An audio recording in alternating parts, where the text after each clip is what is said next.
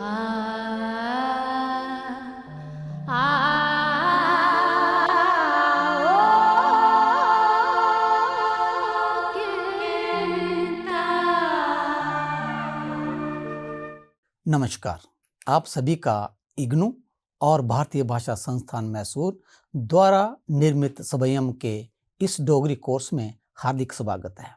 इस ई कंटेंट में डोगरी भाषा में अभिवादन और आत्म परिचय के बारे में जानकारी दी जाएगी, जिसके अधीन विभिन्न धर्मों, पंथों और संप्रदाय के लोग कैसे अभिवादन करते हैं, सांझी संस्कृति में मेल जोल का क्या व्यवहार है, भाषा में अभिवादन का क्या महत्व होता है और डोगरी में औपचारिक और अनौपचारिक अभिवादन कैसे किया जाता है, इस बारे में चर्चा की जाए। किसी भी भाषा को सीखने की सबसे सुंदर शुरुआत अभिवादन से होती है।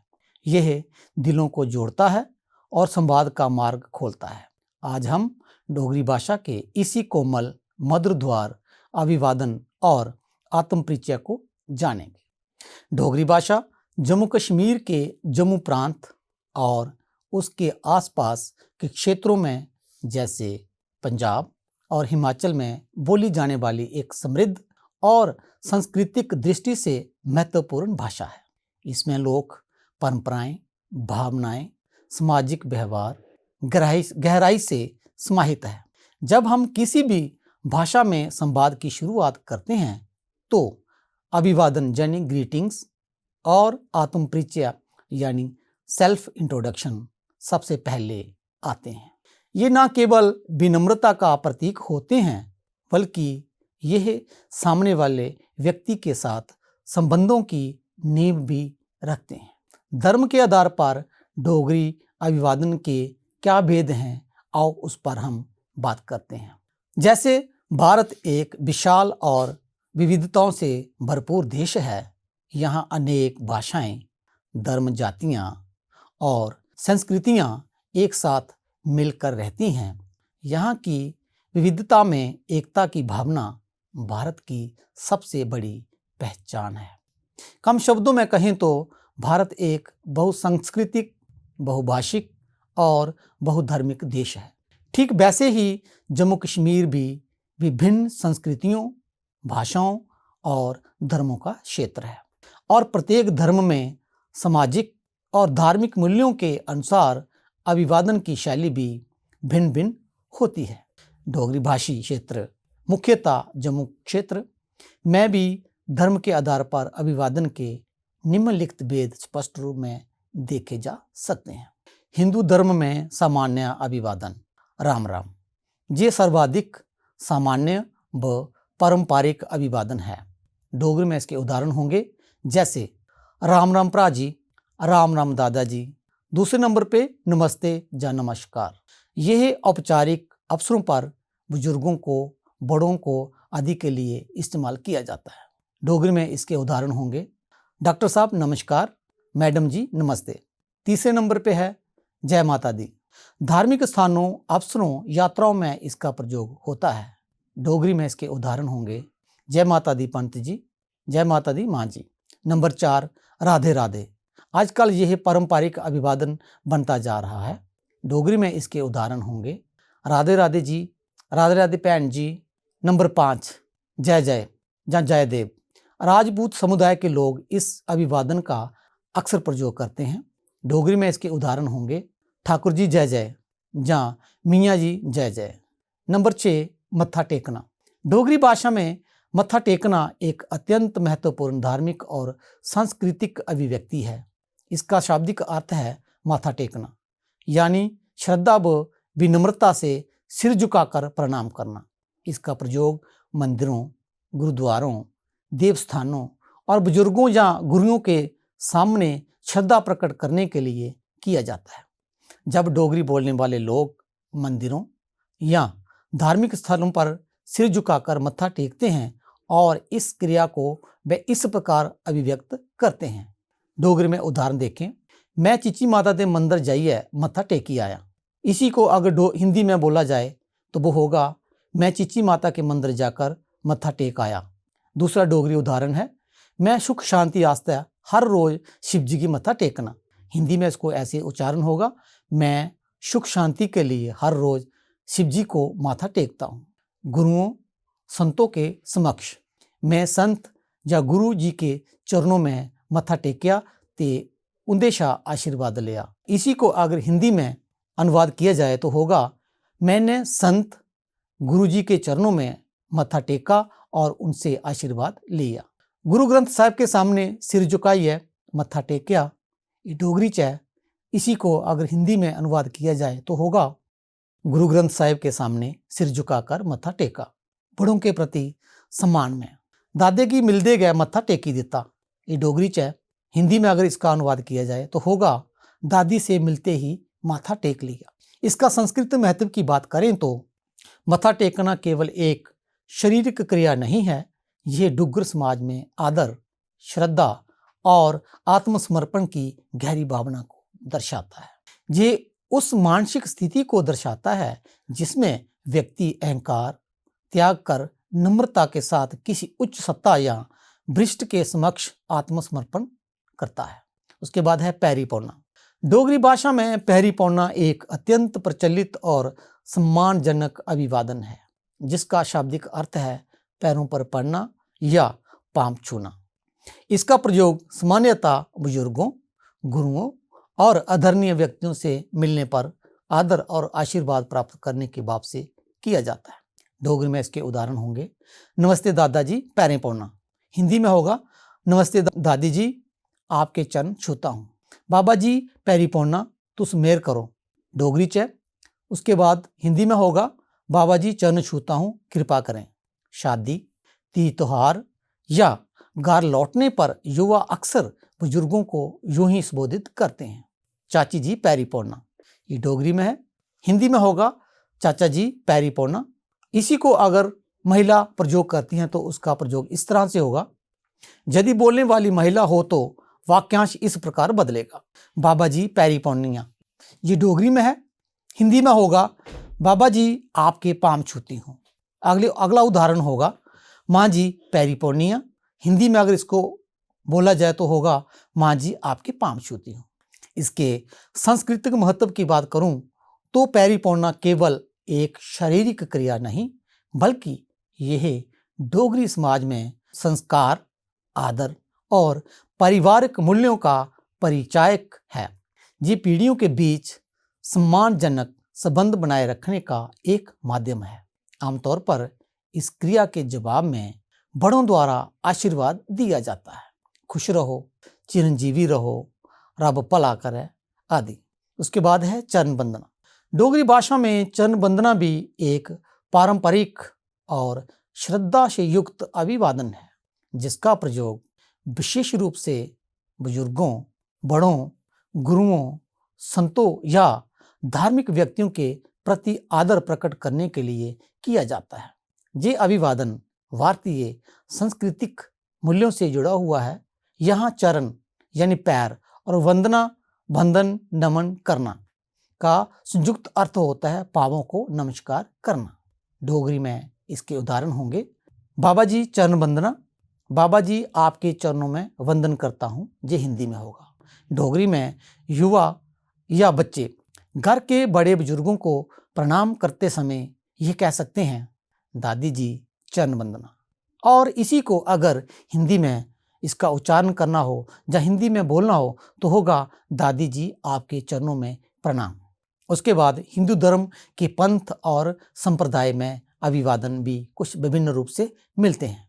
हिंदू धर्म के पंथ और संप्रदायों को समेटे हुए हैं, जैसे निरंकारी, राधा स्वामी, ब्रह्मा कुमारी और सहबंदगी इत्यादि। इन सभी के अभिवादन का तरीका विशेष और भिन्न होता है। मैं सबसे पहले बात करूंगा निरंकार पंथ की। निरंकार पंथ में अभिवादन का विशेष और आध्यात्मिक तरीका होता है, जो अन्य सामान्य सामाजिक अभिवादन से अलग होता है। इस पंथ में अनुयायी एक दूसरे से मिलने पर धन निरंकार कहते हैं। ये अभिवादन केवल सामाजिक औपचारिकता नहीं है, बल्कि आध्यात्मिक भाव से ओतप्रोत होता है। अनुयायी इससे एक दूसरे से मिलने पर, सभा में प्रवेश करने पर या सत्संग के दौरान उपयोग करते हैं। जब कोई धन निरंकार कहता है तो दूसरा भी धन निरंकार कहकर उसका उत्तर देता है। उसके बाद है राधा स्वामी। राधा स्वामी संप्रदाय में अभिवादन का तरीका आध्यात्मिक भावनाओं से प्रेरित होता है। इस पंथ के अनुयायी आपस में मिलने पर राधा स्वामी कहकर अभिवादन करते हैं। अर्थ और इसमें भावना की बात करूं तो राधा का अर्थ है आत्मा या प्रेम का प्रतीक, स्वामी का अर्थ है परमात्मा यानी ईश्वर। इस प्रकार राधा स्वामी का अभिप्राय है आत्मा और परमात्मा का मिलन या प्रेम स्वरूप ईश्वर। यह अभिवादन आत्मीयता, भक्ति और विनम्रता का प्रतीक है। उसके बाद है साहेबबंदगी। साहेबबंदगी पंथ में अभिवादन का तरीका विशिष्ट आध्यात्मिक भावनाओं से जुड़ा होता है। इस पंथ के अनुयायी आपस में मिलते समय साहेबबंदगी कहकर अभिवादन करते हैं। यह अभिवादन न केवल एक सामाजिक औपचारिकता है बल्कि यह साधक के आध्यात्मिक समर्पण और विनम्रता को भी दर्शाता है। इसके प्रयोग के अवसर की बात करूं तो यह सत्संग, ध्यान योग कार्यक्रमों या साधकों के आपसी मेल जोल में ये अभिवादन प्रयोग किया जाता है। यह वाक्य एक प्रकार का नम्रतापूर्वक भक्ति सूचक अभिवादन है। जब कोई साहेबबंदगी कहता है तो सामने वाला भी आदरपूर्वक साहेबबंदगी कहकर उसका उत्तर देता है। उसके बाद ब्रह्मा कुमारी। ब्रह्मा कुमारी संस्था में अभिवादन का तरीका आध्यात्मिकता, पवित्रता और आत्मिक पहचान पर आधारित होता है। इस संस्था या संप्रदाय के अनुयायी एक दूसरे से मिलते समय ओम शांति कहकर अभिवादन करते हैं। ये अभिवादन आत्मा की पहचान और उसकी मूल प्रकृति शांति को स्वीकार करता है। नंबर 2, सभी आध्यात्मिक चर्चाओं, सत्संगों, रोजमर्रा की मुलाकातों में ये अभिवादन किया जाता है। नंबर 3, ये ब्रह्मा कुमारी संस्था की विशेष पहचान बन चुका है। जब कोई ओम शांति कहता है तो दूसरा व्यक्ति भी मुस्कान और शांति भाव के साथ ओम शांति कहकर उत्तर देता है। ये अभिवादन ब्रह्मा कुमारी के उस मूल सिद्धांत को दर्शाता है जिसमें हर आत्मा को शांति, पवित्रता और शक्ति का स्वरूप माना जाता है या माना गया है। हिंदू धर्म के अधीन ही कुछ ऐसे भी अभिवादन सुनने को मिलते हैं जो किसी व्यक्ति विशेष के प्रति असीम श्रद्धा और अनुयायिता को दर्शाते हैं। जैसे संविधान निर्माता बाबा साहेब B.R. अम्बेडकर के अनुयायी जय भीम कहकर अभिवादन करते हैं। ये अभिवादन समूहों में ही प्रचलित है। इस्लाम धर्म के सामान्य अभिवादन, इसमें अस्सलामु अलैकुम और इसके उत्तर में दूसरा व्यक्ति वालेकुम अस्सलाम कहता है। विदाई के समय इस्लाम में अल्लाह हाफिज कहकर अभिवादन किया जाता है। उसके बाद है सिख धर्म में सामान्य अभिवादन सत श्री अकाल। सिख समुदाय का धार्मिक व सांस्कृतिक अभिवादन है, प्रयोग सभी के लिए समान रूप से होता है, औपचारिक और अनौपचारिक दोनों रूप में। ईसाई धर्म में सामान्य अभिवादन, इसकी बात करूं तो इसमें गुड मॉर्निंग, गुड इवनिंग आदि अंग्रेजी शैली में अभिवादन किया जाता है। धार्मिक आयोजनों में प्रभु आपके साथ हों, इस तरह का अभिवादन भी सुनने को मिलता है। चर्च में, ईसाई विद्यालयों में प्रयुक्त इन जगहों पर भी इस तरह का अभिवादन सुनने को मिलता है। अब हम बात करते हैं बौद्ध व जैन धर्म में अभिवादन। बौद्ध धर्म में नमो बुद्धाय आध्यात्मिक सम्मान का संकेत है और जैन धर्म में जय जिनेंद्र जैन परंपरा का पवित्र अभिवादन है। इसके उदाहरण देखें तो जैसे जय जिनेंद्र चाचा जी, तो उसके चाचा जी उत्तर में यही कहेंगे जय जिनेंद्र बेटा। अब हम बात करते हैं सांझी संस्कृति में मेल जोल का व्यवहार की। ये सारे धर्म और पंथ या संप्रदाय आधारित अभिवादन अधिकतर समधर्म और पंथ जहाँ संप्रदायों में ही चलता है। विषम स्थिति में कभी कभी मध्य का रास्ता भी अपनाया जाता है। जैसे हिंदू मुसलमान को सलाम नमस्कार नहीं कहकर अंग्रेजी का गुड मॉर्निंग या गुड इवनिंग आदि का प्रयोग करता है। डोगरी क्षेत्र की एक खासियत यह भी है कि अलग अलग धर्मों के लोग एक दूसरे के अभिवादन को सम्मान के साथ स्वीकार करते हैं। तो इस तरह के मिश्रित उदाहरण मैं आपको देना चाहता हूं। जैसे एक हिंदू मुस्लिम मित्र को अस्सलामुअलैकुम कह देता है, मुस्लिम हिंदू पर्व पर जय माता दी राम राम बोल देता है, सिख व्यक्ति को राम राम कहकर भी अभिवादन किया जाता है। धर्म के आधार पर अभिवादन में शब्दों और शैली में भिन्नता होती है, लेकिन डोगरी समाज में साझा संस्कृति और आपसी सौहार्द के कारण ये भेद एकता का प्रतीक बन जाता है। अभिवादन केवल भाषा नहीं, संस्कार की पहचान है। धर्म आधारित अभिवादन विविधता में एकता को दर्शाता है। भाषा में अभिवादन का महत्व की बात करूं तो अभिवादन सामाजिक संबंधों की शुरुआत का पहला कदम होता है। डोगरी समाज में पारिवारिक, सामाजिक और धार्मिक मूल्यों की गहरी जड़ें हैं और इसीलिए अभिवादन का विशेष महत्व होता है। इससे व्यक्ति की परवरिश, संस्कृति और शिक्षा का पता चलता है। नंबर 5 में हम बात करेंगे औपचारिक अभिवादन। औपचारिक अभिवादन उस परिस्थितियों में प्रयोग होते हैं यहाँ सामने वाला व्यक्ति उम्र, पद या सामाजिक स्थिति में ऊंचा होता है, या जब आप किसी अपरिचित या वरिष्ठ व्यक्ति से मिलते हैं।